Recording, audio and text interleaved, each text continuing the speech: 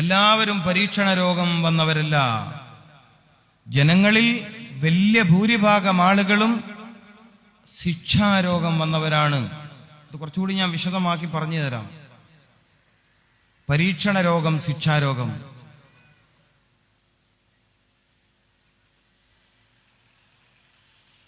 പുതിയ കാലത്തെ പല രോഗങ്ങളും പരീക്ഷണ രോഗമല്ലെന്നാണ് ബോധ്യമായിട്ടുള്ളത്. പുതിയ കാലത്തെ പല രോഗങ്ങളും പരീക്ഷണ രോഗമേ അല്ല, ശിക്ഷാരോഗമാണ്.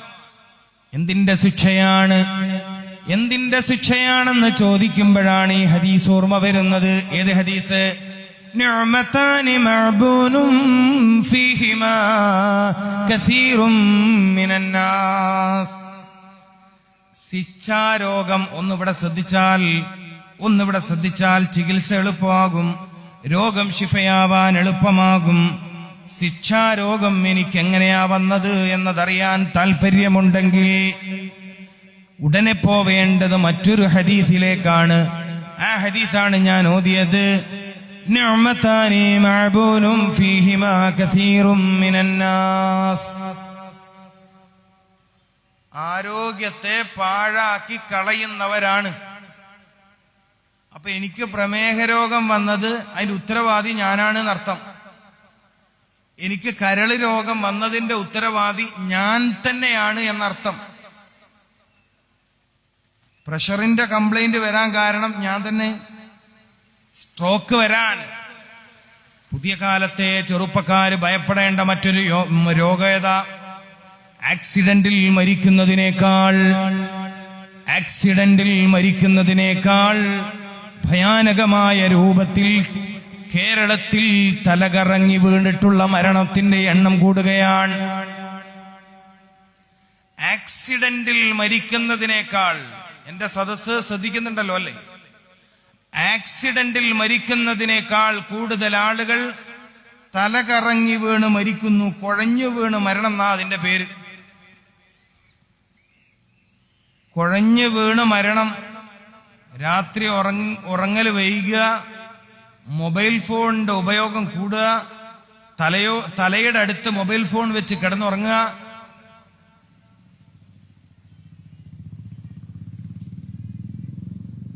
ശ്രദ്ധിക്കുന്നുണ്ടല്ലോ അല്ലേ? ഇത്തരം കാരണങ്ങൾ. തലയുടെ ഭാഗത്താ മൊബൈൽ ഫോൺ വെക്കുന്നേ. ചില ആളുകൾക്ക് രാവിലെ എഴുന്നേൽക്കാനുള്ള അലാറമാണത്.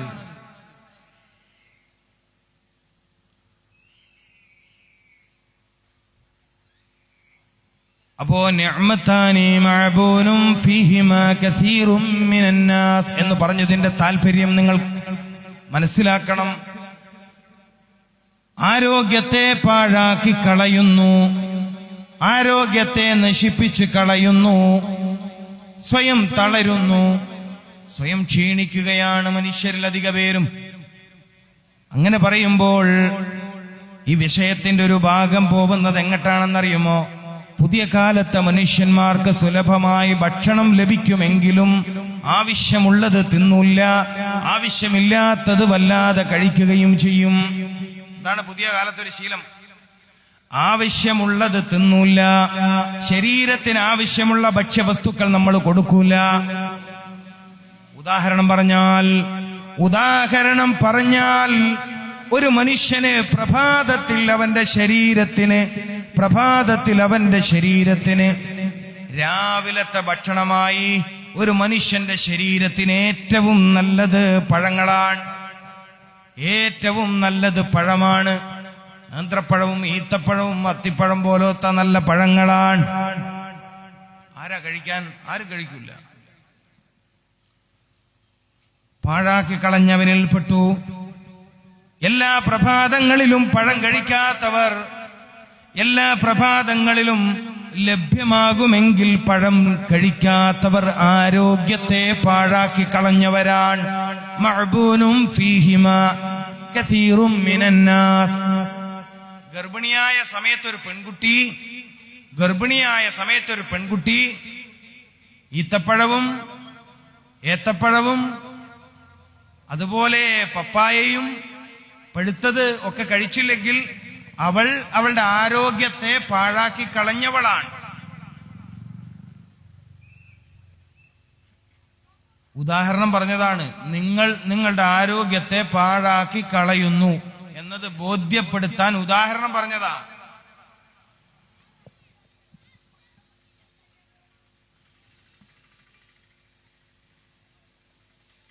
അപ്പൊ മനുഷ്യരിൽ അധിക പേരും രോഗികളാകുന്നത് അവര് തന്നെ അവരുടെ ആരോഗ്യത്തെ പാഴാക്കി കളയുന്നത് കൊണ്ടാണ് എന്ന് മനസ്സിലാക്കുക.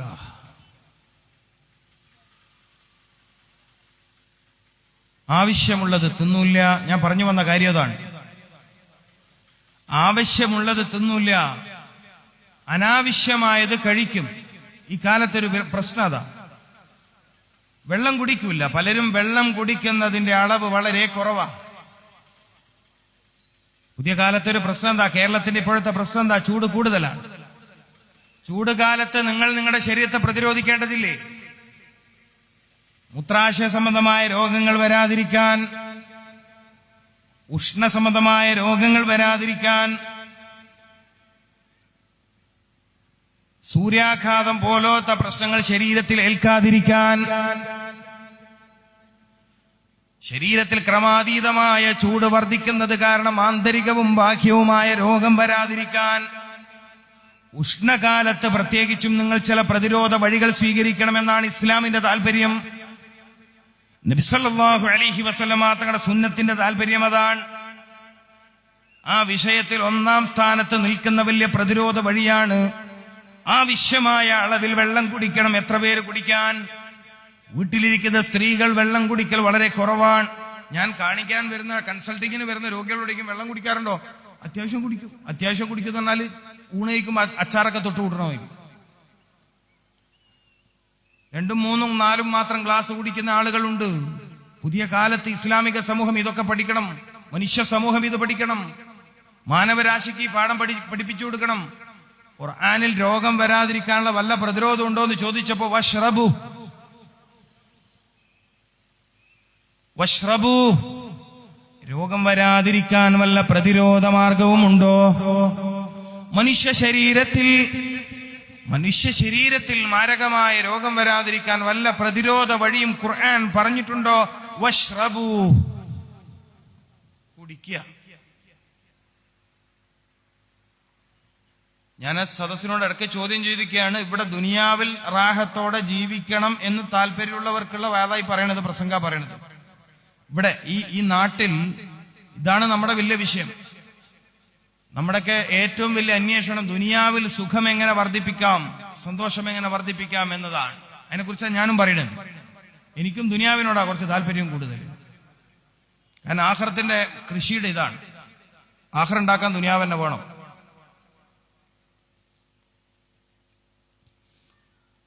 ഈ കഠിനമായി പൊള്ളുന്ന ചൂട് കാലത്ത് ശരീരത്തിൽ ചൂടില്ലാതെ ജീവിക്കാൻ കഴിയുന്ന ഒരു സംവിധാനം പരിശുദ്ധ ഇസ്ലാം പഠിപ്പിച്ചിട്ടുണ്ട് എന്ന് പറയുമ്പോൾ ഈ മതം എത്ര വലിയൊരു മതമാണ്. നിസ്കാരത്തിന്റെ ശർത്തും ഫർളും മാത്രം നമ്മൾ എപ്പോഴും പറഞ്ഞുകൊണ്ടേ ഇരുന്നത് കൊണ്ടാണ് ഇത്തരം കാര്യങ്ങൾ സമൂഹത്തിനിടയിൽ ചർച്ചയാവാതിരുന്നത്.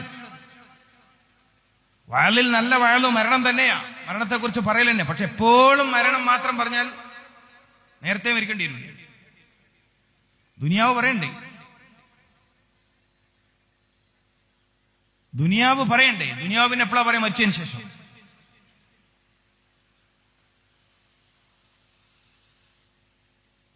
ചൂട് വല്ലാതെ വർദ്ധിച്ച കാലഘട്ടത്തിൽ ഇമാം റംലി റഹ്മത്തുള്ളാഹി അലൈഹിയെ നമ്മൾ ഓർമ്മിക്കണം.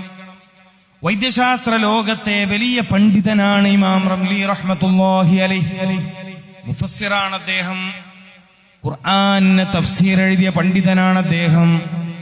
റംലി റഹ്മത്തുള്ളാഹി അലൈഹിയോട് രോഗം വരാതിരിക്കാനുള്ള പ്രതിരോധ വഴി ഖുർആനിൽ പറഞ്ഞിട്ടുണ്ടോ എന്ന് ചോദിച്ചപ്പോ അദ്ദേഹം പറഞ്ഞ മറുപടിയിലെ ഒരു പ്രയോഗം, അദ്ദേഹം പറഞ്ഞ മഹാനുഭാവൻ പറഞ്ഞ മറുപടിയിലെ ഒരു പദപ്രയോഗം മാത്രം ഞാൻ ഇവിടെ എടുക്കുകയാണ്. വശ്റബൂ, നീ വെള്ളം കുടിക്കുക. പുതിയ കാലത്ത് മനുഷ്യരിൽ പലരും തളർന്നു പോയത് മതിയായ അളവിൽ വെള്ളം കുടിക്കാത്തത് കൊണ്ടാണ്. ഹൃദയത്തിന് ശക്തി ലഭിക്കണമെങ്കിൽ വെള്ളം കുടിക്കണം. ഹൃദയത്തിന് ശക്തി ലഭിക്കണമെങ്കിൽ വെള്ളം കുടിക്കണം. ഹൃദയം ശക്തിയുള്ളതായാൽ, ഹൃദയം ശരിയായ രൂപത്തിൽ പ്രവർത്തിക്കുന്നതായാൽ നീ സമ്പൂർണ്ണ ആരോഗ്യമുള്ളവനായി തീരുമെന്നാണ് നബി സല്ലല്ലാഹു അലൈഹി വസല്ലമ തങ്ങളുടെ അധ്യാപനത്തിലുള്ളത്. നിന്റെ ഹൃദയം നന്നായാൽ ശരീരം മുഴുവനും നന്നായി തീരും. ഹൃദയം നന്നാവാൻ വലിയൊരു വഴിയേതാ? ഒരുപാട് വഴിയുണ്ട്. 10ൽ കൂടുതൽ വഴികൾ മഹാന്മാരായ പണ്ഡിതന്മാര് പഠിപ്പിച്ചിട്ടുണ്ട് ഹൃദയം നന്നാവാൻ. എന്നാ അതിലൊരു വഴിയേതാ? വെള്ളം കുടിക്കലാണ്. വെള്ളം മതിയായ അളവിൽ കുടിക്കലാണ്. എന്റെ പ്രിയപ്പെട്ട സഹോദരി സഹോദരന്മാരെ, നമ്മളിൽ പലരും ആവശ്യത്തിനുള്ള അളവിൽ വെള്ളം കുടിക്കാത്തവരാണ്. വഷ്റബൂ, വെള്ളം കുടിക്കുക. പ്രത്യേകിച്ചും ചൂട് കാലത്ത്. ഇസ്ലാമിക ശാസ്ത്രപ്രകാരം ഒരു മനുഷ്യന് ഭക്ഷണം കഴിക്കണമെങ്കിൽ അയാൾക്ക് വിശക്കണം, ആഹാരം കഴിക്കണമെങ്കിൽ അയാൾക്ക് വിശക്കണം. എന്നാ വെള്ളം കുടിക്കണമെങ്കിലോ ദാഹിക്കേണ്ടതില്ല, വെള്ളം കുടിക്കണം. ദാഹിക്കേണ്ടതില്ല, അയാൾ വെള്ളം കുടിക്കണം. നമ്മളിൽ പലർക്കും ഹൃദയം തളർന്നു പോയത്, തലച്ചോറ് തളർന്നു പോയത്, എല്ല് രോഗം വർദ്ധിപ്പിച്ചത്. ഇനിയിപ്പോ ഒരു പുതിയ രോഗം വരാൻ പോണ്ടോ. എല്ല് രോഗത്തിൽ കാലിന്റെ മുട്ടിന്റെ ഭാഗത്തുള്ള ജോയിന്റുകൾ പരസ്പരം എത്രയാളാ ബുദ്ധിമുട്ടിലായത്? എത്ര ആളുകൾക്കാണ് ഈ പ്രയാസം? നിസ്കാരത്തിലെ ഏറ്റവും മഹത്തായ സുജൂദ് ചെയ്യാൻ കഴിയാതെ, നിസ്കാരത്തിലെ ഏറ്റവും പ്രധാനപ്പെട്ട ഭാഗം സുജൂദാണ്. മനോഹരമായി നാം പണിയുന്ന ആരാധനാലയത്തിന് മേൽ വെക്കപ്പെട്ട പേര് മസ്ജിദ് എന്നാണ്. മസ്ജിദ് എന്നാൽ സുജൂദ് ചെയ്യുന്ന ഇടമെന്നാണ്. എത്ര ആളുകളാണ് നിസ്കാരത്തിൽ സുജൂദ് ചെയ്യാൻ കഴിയാതെ പ്രയാസത്തിലായത്? എത്ര ആളുകൾക്കാണ് സുജൂദ് ചെയ്യാൻ കഴിയുന്നില്ല? മുട്ടുമടക്കാൻ അവർക്ക് പറ്റൂല എന്നാ പറയണത്. മുട്ടുമടക്കാൻ അവർക്ക് കഴിയില്ല. മതിയായ അളവിൽ വെള്ളം കുടിച്ചിരുന്നുവെങ്കിൽ എല്ലുകൾക്ക് ശക്തി ലഭിക്കാൻ, അസ്ഥികൾക്ക് ശക്തി ലഭിക്കാൻ, നിന്റെ ശരീരത്തിലെ അസ്ഥികൾക്ക് ശക്തി ഉണ്ടാവാൻ നീ ഏറ്റവും ശ്രദ്ധയോടെ കൈകാര്യം ചെയ്യേണ്ടിയിരുന്നത് വെള്ളത്തെയായിരുന്നു. വെള്ളം കുടിക്കണമായിരുന്നു. അപ്പൊ ശരാശരി ഒരു 2.5 ലിറ്റർ വെള്ളമെങ്കിലും ദിനം പ്രതി നാം കുടിക്കേണ്ടതുണ്ട്. 2.5 ലിറ്റർ വെള്ളമെങ്കിലും ദിനം പ്രതി നാം കുടിക്കേണ്ടതുണ്ട്. പച്ചവെള്ളത്തിന്റെ കാര്യമാ പറയുന്നത്. ചൂടാക്കി കുടിക്കുന്ന വെള്ളത്തെ കുറിച്ചല്ല, ചൂടാക്കി കുടിക്കുന്ന വെള്ളത്തെ കുറിച്ചല്ല പറഞ്ഞത്. പച്ചവെള്ളം കുടിക്കണം. ശുദ്ധമായ കിണർ വെള്ളം നിങ്ങൾക്കുണ്ടെങ്കിൽ ദയവ് ചെയ്ത് മക്കൾക്ക് നിങ്ങൾ വെള്ളം ചൂടാക്കി കൊടുക്കരുത്. അത് അനാരോഗ്യപരമായ കാര്യമാണ്, അത് അനാരോഗ്യപരമായ ഏർപ്പാടാണ്. പച്ചവെള്ളം ശരീരത്തിന് ഗുണം ലഭിക്കാനാണ് കുടിക്കുന്നതെങ്കിൽ, ഹൃദയത്തിന് ശക്തി ലഭിക്കാനാണ് കുടിക്കുന്നതെങ്കിൽ, ദാഹം ശമിക്കാനാണ് കുടിക്കുന്നതെങ്കിൽ, മസ്തിഷ്കത്തിന് ഗുണം ലഭിക്കാനാണ് കുടിക്കുന്നതെങ്കിൽ ശുദ്ധമായ പച്ചവെള്ളം കുടിക്കുക. അല്ലാഹു തൗഫീഖ് ചെയ്യട്ടെ. ജനങ്ങൾക്കിടയിൽ തെറ്റായ ചില വിശ്വാസങ്ങൾ അങ്ങനെയുണ്ട്. എന്നാൽ കർണാടക സ്റ്റേറ്റിലെ ജനങ്ങൾ, തമിഴ്നാട്ടിലെ ജനങ്ങൾ, മഹാരാഷ്ട്രയിലെ ജനങ്ങൾ പച്ചവെള്ളം കുടിക്കുമ്പോ കേരളത്തിലെ ജനങ്ങൾ ചൂടാക്കി തണിഞ്ഞ വെള്ളം കുടിക്കും, ചൂടുവെള്ളം കുടിക്കും. കേരളത്തിലേക്കാണ് ലോഡ് കണക്കിന് മരുന്നും വരേണ്ടി വരുന്നത്. തമിഴ്നാട്ടിൽ മരുന്നുപയോഗിക്കുന്നവർ കുറവാ, രോഗികൾ കുറവാ. ഇന്ത്യയിലെ വലിയ രോഗികൾ താമസിക്കുന്നത് കേരളത്തിൽ. കാരണം എന്താ? കേരളക്കാർക്കൊരു വിശ്വാസമുണ്ട്, നമ്മൾ അത്യാവശ്യം വിവരമുള്ള ആളാണ്. എന്താ വിവരം? വെള്ളം ചൂടാക്കി കുടിക്കുക. എന്താ വിവരം? വെള്ളം ചൂടാക്കി കുടിക്കുക.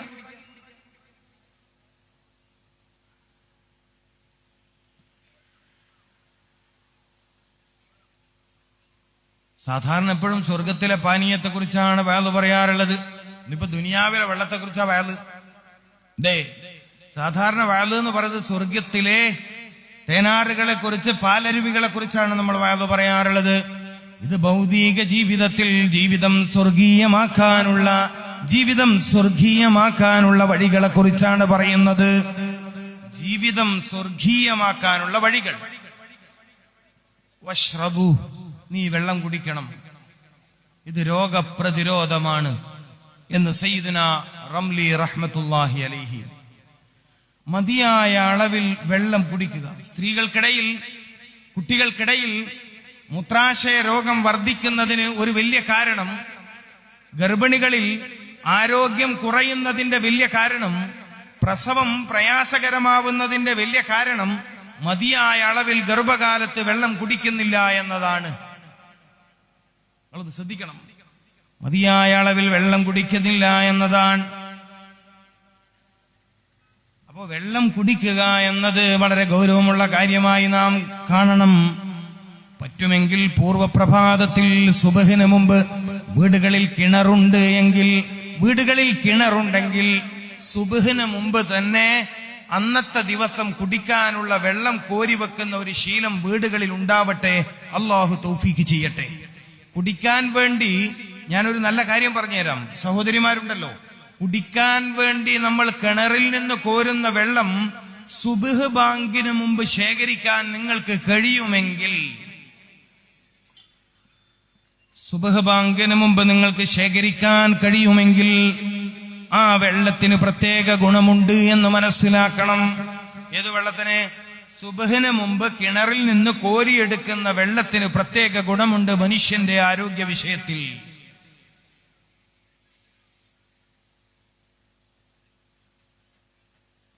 പറ്റുമെങ്കിൽ നിങ്ങൾ അത് ചെയ്യണം. ശുദ്ധമായ പച്ചവെള്ളത്തിൽ സുബ്ഹിന് മുമ്പ് കുളിക്കണതും വലിയ ആരോഗ്യം ഉണ്ടാക്കുന്ന കാര്യമാണ്. ശുദ്ധമായ പച്ചവെള്ളത്തിൽ സുബ്ഹിന് മുമ്പ് കുളിക്കാൻ നിങ്ങൾക്ക് കഴിയുമെങ്കിൽ അത് വലിയ ആരോഗ്യമുണ്ടാക്കി തരും നിങ്ങൾക്ക്.